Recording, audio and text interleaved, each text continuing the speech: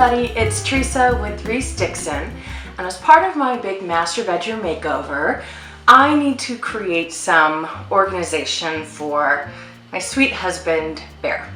He is not exactly what you might call naturally organized. So to save my sanity and our marriage, I have to come up with some ways that can help him along that path. So today what I'm going to be making is basically just a catch-all box, like a little trinket box where he can put all of his junk that I don't want seen, like his work name tag and keys that he forgot to put in the proper place and coins from his pocket that he forgot to put in the proper place. Basically just anything that ends up on his bedside table that I want to look at. It can go in this box. So I'm going to be decorating this for Jared, and I thought this would be a great gift for any dad in your life that also has pockets full of stuff at the end of the day that end up just in a pile somewhere. I think a lot of people could relate to my plight. So we're going to decorate this little box. Again, these products all came from Doris. And so this is just a wood box with a hinge and a little, this one has a little frame in the top, which I really liked, but I'm not going to decorate it like a picture. So the first thing I'm going to do is get some color on this thing. I found this really cool product called Rub and Buff, and it's basically like a wax that you rub in, and it creates this really like thick, glossy appearance.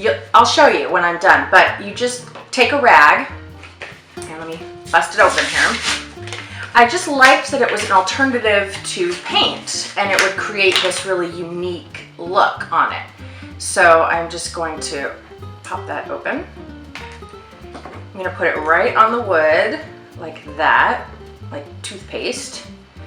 And then you just take a little cloth, a little rag that you can throw out at the end of this. Oops, stick my finger in it. And then you just start rubbing it into the wood. You can see it comes out looking black, but as you rub it in, it kind of becomes coppery. You get this great metal effect, which I think will look really gorgeous with the rest of my bedroom. Do you see how that's lightening up and it's just becoming this like buffed metal look? I really liked the thought of doing that with wood too, so that it would change up the look a little bit. Okay, so I've got some buffing ahead of me, so I'm going to do this whole box with this stuff, and then we'll come back and add some more decor to the top of it.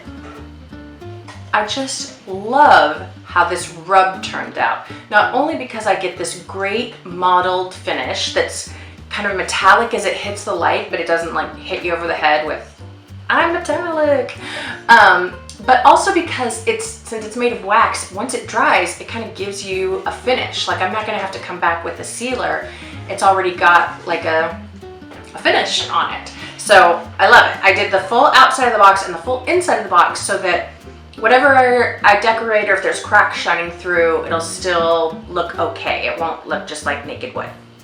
So I took out the centerpiece, the picture frame that was on my box, because I'm going to be decorating that in my next step. But I wanted to show you what I already went ahead and did is I started decorating the inside of the box. This is this cool kind of handmade paper with this written print on it that I just think is so awesome. So I just took my ruler and kind of measured all the different sides and then cut it with my paper trimmer and then just glued it in place. I didn't use any fancy, Mod Podge, anything like that, just whatever glue I had on hand, because I'm going to come back, well, I'm getting ahead of myself. So all I did, here's the center of the frame, and so here's the piece I cut, and literally I just painted the glue on, like so. I don't even pay a ton of attention to the inside because I'm going to come back and make this stronger. I just kind of want to make sure that the edges can stay down. Okay, there. Simple, light coat of glue, and I'm just going to stick this right on top, like that. Right? I think any kindergartner can handle that. So this will fit on the inside like that. And I'm just going to leave, I mean, that's pretty much all the decoration I'm going to do for the inside, but I want to make this a lot stronger because as Jared's throwing keys and coins and stuff in here, it would be really easy to just gouge the paper. So I want to give that a fighting chance. What I've got here is ultra thick embossing enamel. If you've done any rubber stamping, you might have come across embossing powders.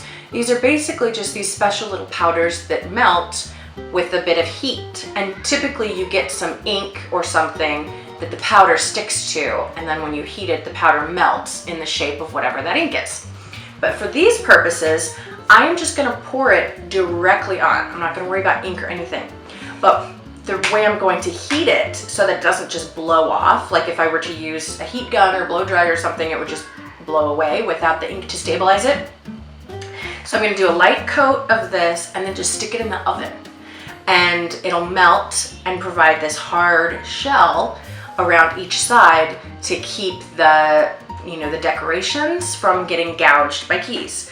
So on this, when I put it in the oven, I'm gonna start by doing just a light coat. Let me show you.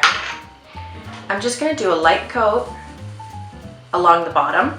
I'm gonna kind of shake that so that it goes all the way across. Just a very light coat, like, you see it? If I tilt it, it's all just gonna fall down. Well, anyway, a light coat along the bottom, and I will bake that. And then I will take turns going on each side. A light coat there, a light coat there, baking it each time. And if you do it at a very low temperature, like as low as your oven will go, you won't get any bad results. But you just gotta keep an eye on it. You don't wanna let it go too long. You just want it in there long enough to melt and then switch sides. Because otherwise your paper might smoke or burn or even brown. And you don't want that.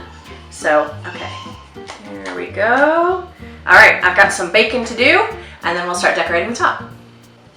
Okay, I've got my embossing done, and I did the thickest layer on the bottom, in part because you'll find as you melt it, it all kind of wants to seep down there anyway, but that's also going to be the part that takes the hardest hits. So that's a good thing. I've got the embossing done all on the inside. And then I did this piece as well that fits inside our center. So now I need to decorate the part that's going to be right in here. What I've already got is a piece of this Coordinations cardstock that's cut to the proper size, and I've given it a sand. This paper is unique in that the color that's on the front is different than what's on the inside. So if it's embossed, like this one is with this image of clocks, and you sand it, then you'll get that other color popping through and just bring a really cool weathered texture. So I've already done that. And now I'm going to install some nail heads, but I want to position them where they'll get seen. I don't want them hiding underneath the frame. So I'm going to put this piece of paper inside the frame and then kind of mark where I want my nail heads to go. I want to do it like rivets, so I'm going to do them in the corners and then some in the middle. So I'm just going to kind of mark that by pressing down really hard. And then it's time to install them. So after lots of years as a scrapbooker, I've picked up a few tricks, and one of my favorites is how to install nail heads. This is a mouse pad. You can just use anything, that's got foam on it that you don't mind poking into.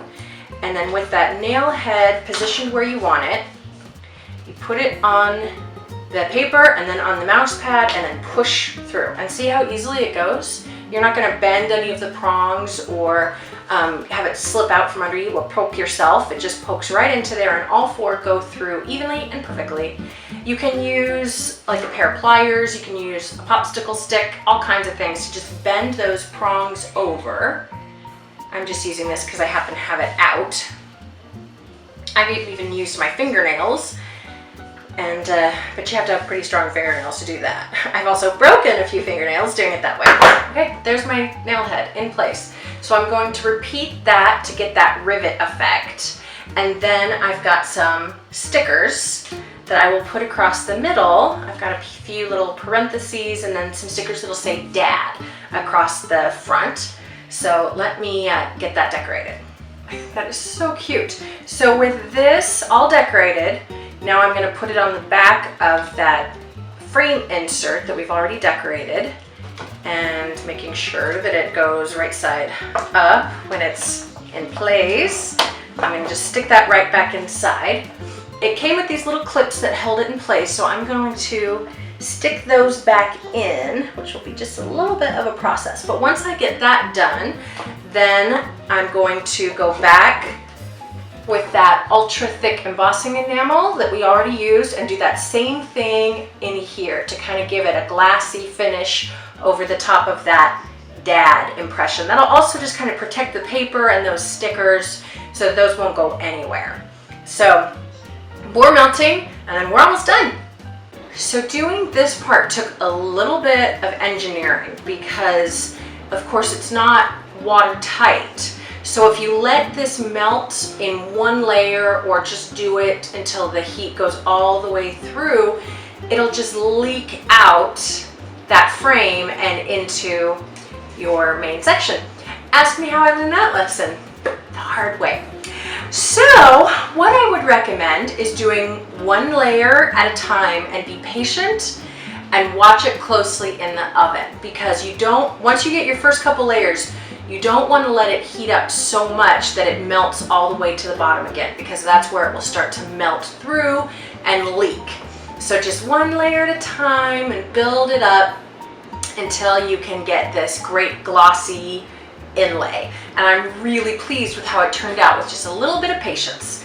So we're almost done with this. I mean, you could keep decorating and decorating as much as you wanted, but I'm going to keep it simple. I've got this chain here, and I'm going to just snip it open with my wire cutters. And with some heavy duty glue, I'm just gonna run a line of glue here, right up against where that top frame is, and put my chain right in it. And I made sure to choose a glue that was not only really strong, but would dry clear, because I don't want that getting all messy when it's all done. Okay, and then just snip that end. And once that glue dries, it is all done.